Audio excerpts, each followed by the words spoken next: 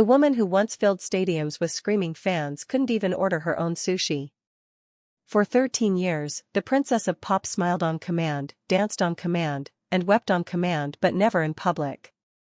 Not really. Not until June 23, 2021, when she picked up her iPhone, stared into the lens with haunted eyes, and spoke 17 words that shattered a global conspiracy of silence. I'm not lying. I just want my life back. What followed was not a comeback. It was an escape.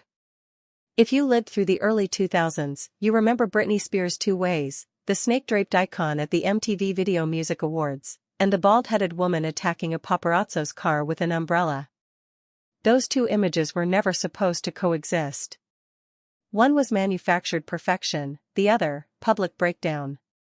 But between them lies a chasm of silence: 13 years of albums, world tours, Vegas residencies, and Instagram dances that hid something far more sinister than a pop star having a bad day. We thought we watched Britney return to form. We were wrong. We were watching a hostage video. From 2008 to 2021, Britney Spears lived under a legal arrangement called a conservatorship, typically reserved for elderly dementia patients or catastrophic brain injury victims. Her father, Jamie Spears, controlled her money, her medical decisions, her career, her visitors, even her birth control. The world saw a glittering comeback. The truth was a prison built from legal paper and public apathy. The clues were always there. We just wanted a good story instead. In 2008, after a court-ordered psychiatric hold, Britney was placed under a temporary conservatorship. Temporary became permanent. The narrative sold to fans was simple: Britney was too fragile to manage her own life, so her loving father stepped in to save her. She released Circus that same year. The title track's music video showed her as a ringleader, smiling, winking, leading a pack of acrobats. But look closer. In video after video during those silent years, her eyes tell a different story. On her 2011 Femme Fatale tour, fans noticed something odd. Britney moved like a marionette, sharp, precise, but disconnected. She rarely spoke between songs. When she did, her voice was a soft, robotic monotone. Backstage reports described her as medicated and watched. One backup dancer later recalled that Britney wasn't allowed to carry her own hotel key card. Another said she asked permission to buy a latte. In 2016, during her Piece of Me Vegas run, a fan handed her a note. Britney read it, looked up, and for one raw second, her mask slipped. She looked terrified.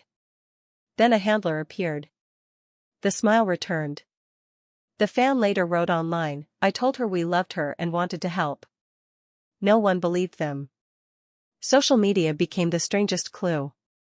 Her Instagram account, starting around 2019, was a fevered dream of repetitive spinning, dancing in empty rooms, and captions that read like riddles.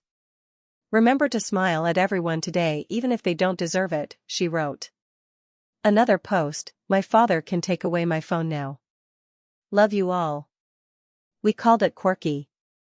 She was signaling from a cell tower with no bars. By early 2021, the cracks became fault lines.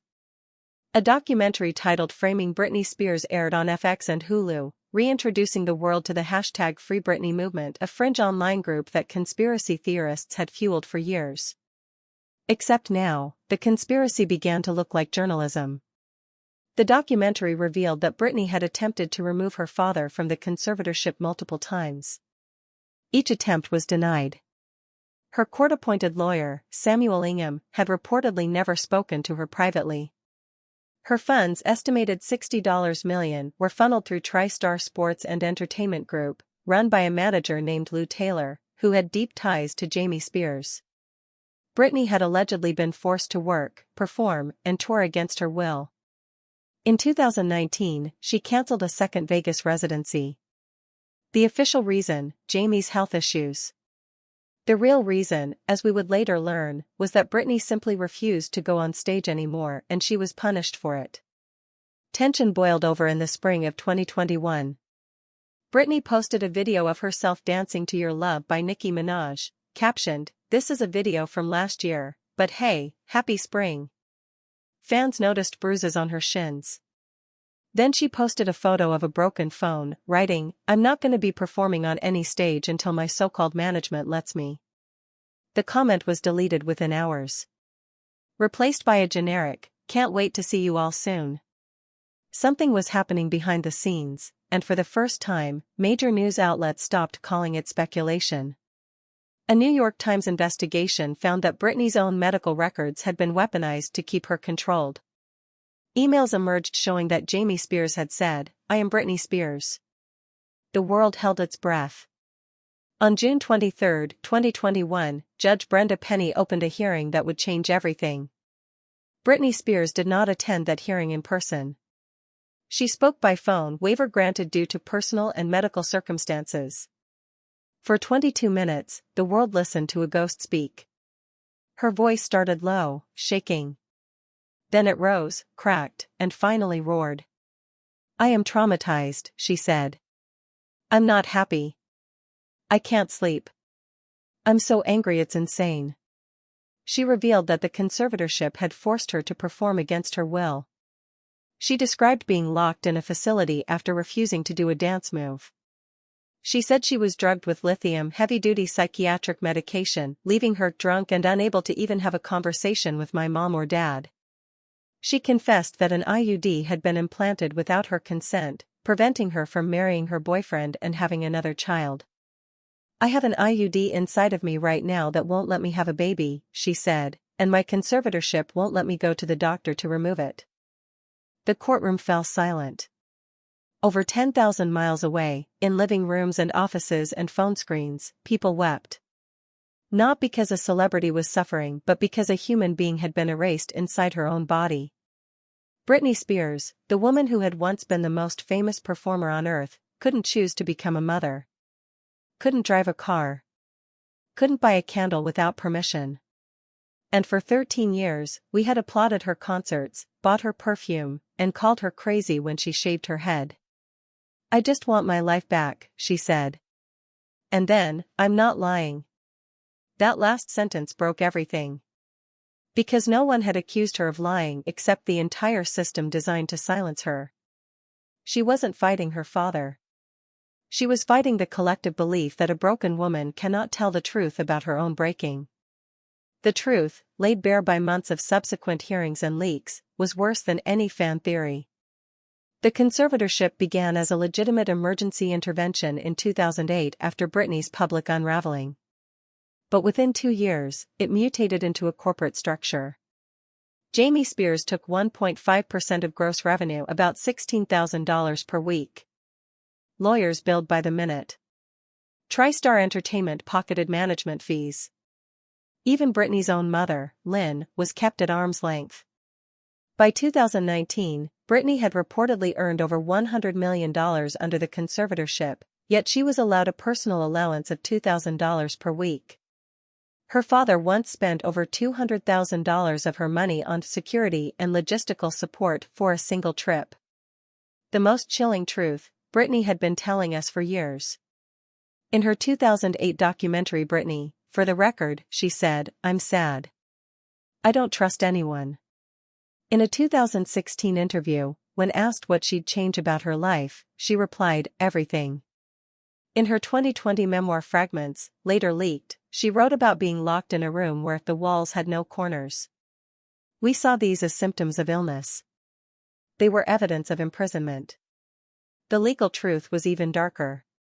California probate law does not require a conservatee to be represented by a lawyer of their own choosing, only a court-appointed one.